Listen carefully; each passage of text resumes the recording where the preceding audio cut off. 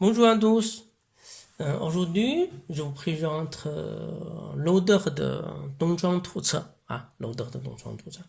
Il s'appelle Shenzhou. Il s'appelle Shenzhou.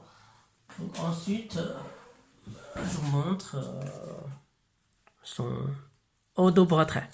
Autoportrait. C'est ce monsieur-là. Donc, il est né en 1427 dans une famille de grands lettrés et de collectionneurs depuis des générations. Il a passé toute sa vie dans la ville de Suzhou, connue pour ses jardins, où il est mort en 1509. 1509. 509. Donc, il est aussi le principal fondateur de célèbre école de Wu. Donc, il est considéré comme l'un des 4 grands maîtres de la dynastie Ming. Ou on peut dire que 4 grands artistes de la dynastie Ming. Pour son art, on voit 2 styles.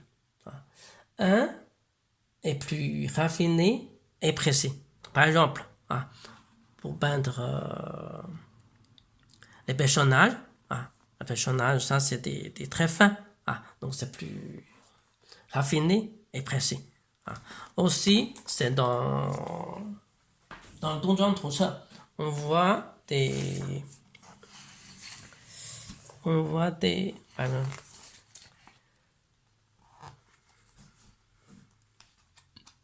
dans la maison ou dans l'atelier.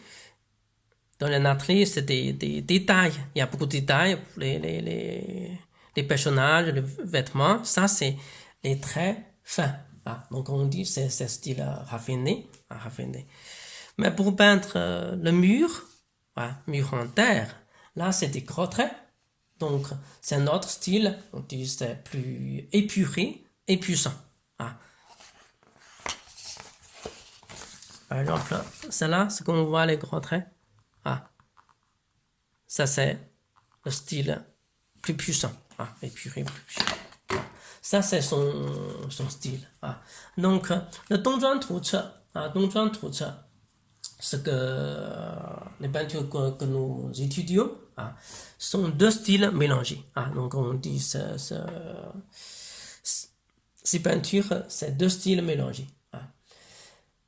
Le maître réalisait ses peintures en 1502, donc il avait alors 75 ans.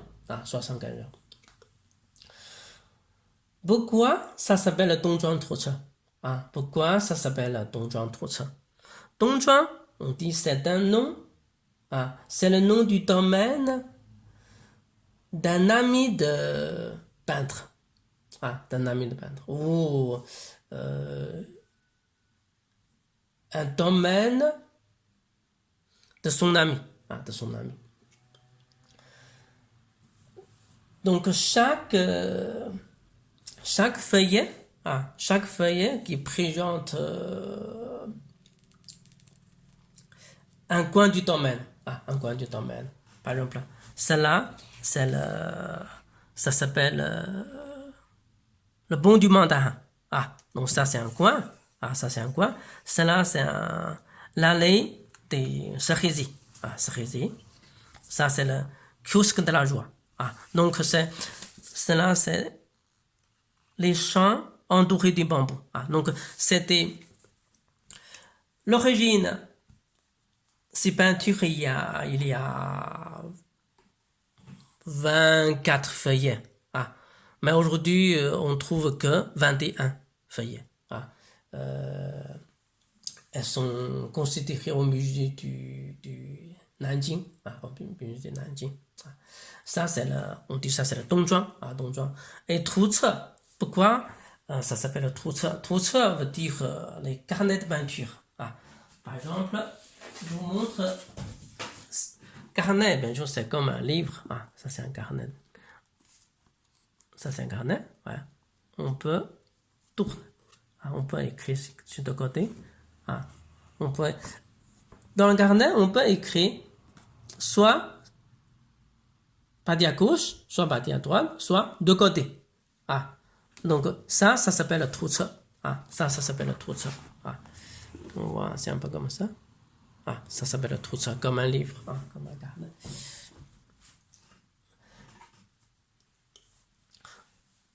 Comme le maître qui a peint ces peintures, c'est le domaine d'un ami. Donc, chaque feuillet, c'est un coin du domaine. Donc, on dit ce carnet, c'est comme une présentation de jardin chinois. Ah, jardin chinois.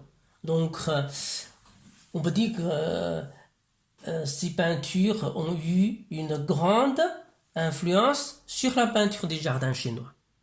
Ah. Donc, ça, c'est le Dongzhuang Tuce. Ah, ça, c'est le Dongzhuang Tuce. Donc, j'espère que vous avez une petite idée de Gi Shenzhou, Gi Shenzhou, et aussi le Dongzhuang Tuce, et le Dongzhuang Tuce. Ok, on termine maintenant.